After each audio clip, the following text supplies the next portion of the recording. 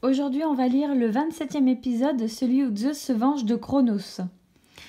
Donc dans l'épisode 26, Zeus est entré comme serviteur dans le palais de son père, et Cronos donc, et avec l'aide de Rhea, sa mère, il veut se venger de son père. C'est un soir d'orage que Zeus et Rhea décidèrent d'agir contre Cronos. Ce soir-là, l'orage était terriblement violent. Cronos ne cessait d'aller et venir dans sa chambre. Il se parlait à lui-même sans faire attention à Rhea, assise dans un coin de la pièce. Ses cheveux en bataille, son visage gonflé, ses habits froissés révélaient que les Erinyes continuaient à lui rendre visite chaque nuit et à l'empêcher de dormir. Il était très agité et mangeait sans s'arrêter. Plusieurs serviteurs entraient et sortaient pour servir des plats énormes que Cronos ne cessait de dévorer. Zeus s'était glissé parmi ses serviteurs. Hermès vit Zeus tendre discrètement une carafe de vin à Rhea. D'un geste rapide, Rhea jeta une poudre dans le vin. Puis Zeus s'approcha de son père et lui servit à boire. Hermès tremblait comme une feuille. Des éclairs illuminaient la nuit et le tonnerre grondait. Cronos porta à ses lèvres la coupe de vin qu'on venait de lui servir. Il grimaça un peu, comme si le vin était amer, mais il avala la boisson d'un seul coup. Et soudain, Cronos se mit à se tordre en tous sens, pris d'une grande douleur. Il recracha une énorme pierre enveloppée de l'ange de bébé. Puis après, il vomit aussitôt Hestia, la première de ses filles qu'il avait avalée. Il recracha ensuite Hadès, puis Poséidon, suivi de Héra, et enfin Déméter. Les 5 frères et sœurs de Zeus venaient d'être libérés du ventre de leur père, car dans le vin servi par Zeus, Rhea avait ajouté une poudre qui faisait vomir. Cronos poussa un rugissement de fureur et se jeta sous l'orage.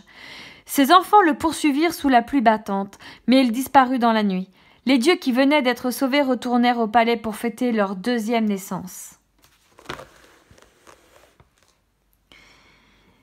Il ne cessait d'embrasser Zeus, de lui jurer une fidélité totale. Soudain, une voix s'éleva au milieu du tumulte. « Mes enfants, vous devriez vous préparer à combattre, car votre père ne va pas céder ainsi. Une guerre va éclater. » C'était Rhea qui tentait de les mettre en garde. Zeus mit un genou à terre, embrassa respectueusement la main de sa mère et demanda « Mère, que devons-nous faire ?» La déesse n'hésita pas. « Installez-vous sur l'une des plus hautes montagnes que vous trouverez et préparez vos armes. Cronos va aller chercher ses frères, les titans, pour vous combattre. Toi, Zeus, tu devrais faire sortir des profondeurs de la terre les cyclopes et les géants aux 100 bras. Quand ces monstres seront tes alliés, tu pourras gagner cette guerre. » Hermès suivit Zeus jusqu'à une très très haute montagne, dominant la terre. En approchant, Hermès reconnut le mont Olympe. « Nous sommes désormais les Olympiens, » dit Zeus à ses frères et sœurs. Puis il accueillit les cyclopes et les géants aux 100 bras. Lorsqu'Hermès vit arriver tous ces monstres sortis de sous la terre, il n'était pas rassuré. Mais bientôt Cronos, accompagné par ses puissants frères et sœurs, les titans, attaqua les Olympiens. Et Hermès fut rassuré de savoir ces monstres du côté de Zeus. D'énormes blocs de rochers s'écrasaient autour de l'Olympe. La terre ne cessait de trembler. Le ciel restait noir, envahi par les fumées provenant de terribles combats qui se livraient les vieux dieux et les jeunes dieux. Dans la caverne où les cyclopes avaient installé leur forge, Zeus et ses 2 frères, Hadès et Poséidon, tenaient un conseil de guerre. « Nous devons gagner, disait Poséidon, sinon la terre retournera au chaos.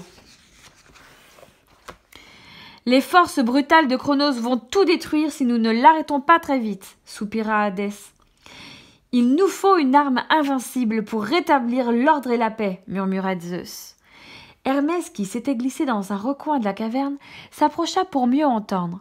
En s'avançant près des 3 dieux, il passa tout près de la forge rougeoyante, et ce qu'il vit attira aussitôt son regard. Les cyclopes frappaient de toute leur force le métal brûlant. Des gerbes d'étincelles s'échappaient. Sous les coups du cyclope Brontès, une gigantesque fourche à 3 dents était en train de naître. Le cyclope était en train de fabriquer une arme. Lorsque la fourche fut terminée, Brontès le tendit à Poséidon et il grogna. « Voici ton trident, ce sera le symbole de ta puissance. » Le 2e cyclope, nommé Argès, finit lui aussi de marteler le métal brûlant. Il avait forgé un énorme casque. Il le tendit à Hadès.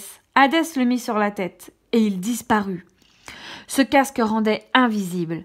Celui qui enfilait ce casque disparaissait aussitôt aux yeux des autres.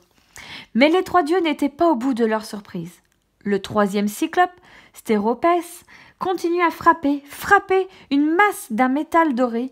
Peu à peu, au milieu du feu, le métal brûlant prenait forme. Hervé vit d'abord 1, puis 2, puis 3 longues pointes effilées surgir. « L'éclair !» murmura-t-il stupéfait. « Il est en train de fabriquer le foudre l'arme de mon père !» Le cyclope plia un genou à terre puis tendit le terrible éclair à Zeus en disant « Tiens, voici ce qui te rendra le maître du monde à jamais. » Alors voici la fin de ce 27e épisode. Donc comme d'habitude, on répond aux questions, on le fait à l'oral. Si on a le courage, on le fait à l'écrit en faisant des phrases dans le cahier du jour. Et je vous dis à demain pour le 28e épisode.